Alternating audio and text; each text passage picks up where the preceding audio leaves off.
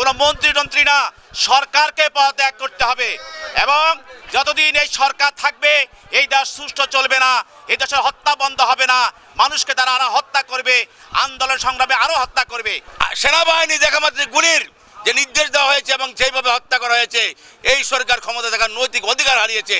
তাই জনগণের দাবি, আইনজীবীদের দাবি, এই সরকারকে অবশ্যই পদত্যাগ করতেই হবে।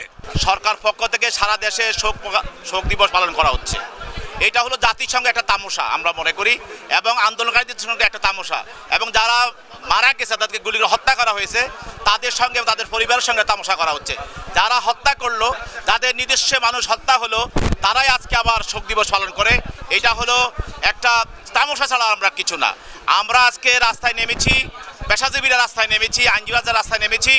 এই সরকার যেভাবে গুলি করে পাখির মতো নিরীহ ছাত্রদের উপর গুলি করে হত্যা করেছে, যেইভাবে ইসরায়েল প্যালেস্টাইনের উপরে হেলিকপ্টার গানশিপ দিয়ে গুলি করে, ঠিক সেইভাবে এই সরকার গানশিপ দিয়ে, হেলিকপ্টার গানশিপ দিয়ে জনগণের উপরে গণহত্যা সৃষ্টি করেছে। অতএব এই ছাত্র হত্যা, জনগণ হত্যা, এই হত্যার কারণে এই সরকার নৈতিকভাবে ক্ষমতা থাকার অধিকার হারিয়েছে। অতএব আমরা এই সরকারের পদত্যাগ চাই, অবিলম্বে পদত্যাগ চাই। কোনো মন্ত্রী না, সরকারকে পদত্যাগ করতে হবে। এবং যতদিন এই সরকার থাকবে এই দেশ সুষ্ঠু চলবে না, এই দেশের হত্যা বন্ধ হবে না, মানুষকে তারা আরো হত্যা করবে, আন্দোলন সংগ্রামে আরো হত্যা করবে। তাই দেশকে বাঁচাতে হলে, দেশের অর্থনীতি বাঁচাতে হলে, মানুষকে বাঁচাতে হলে এই সরকারকে অবশ্যই পদত্যাগ করা উচিত এবং তাকে পদত্যাগ করতে হবে। কারণ 95% লোক আজকে এই সরকারের বিরুদ্ধে, আজকে ছাত্ররা বিরুদ্ধে, কৃষকরা বিরুদ্ধে, ছাত্ররা বিরুদ্ধে, জনগণ বিরুদ্ধে। এই সরকারের পক্ষে একমাত্র মোদি ছাড়া আর কেউ নাই।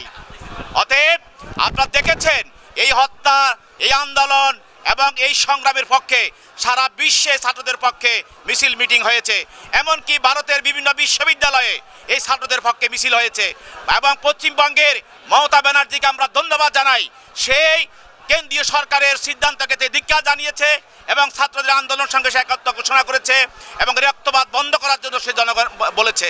আমরা আইনজীবীরা, পেশাজীবী হিসাবে আমরা রাস্তা নেমেছি এই সরকারের পতনের জন্য, বিচারের জন্য। যতদিন সরকার এই ক্ষমতা থাকবে এই দেশ ভালোভাবে চলবে না, সেই জন্য অবশ্যই সরকারকে পদত্যাগ করতে হবে।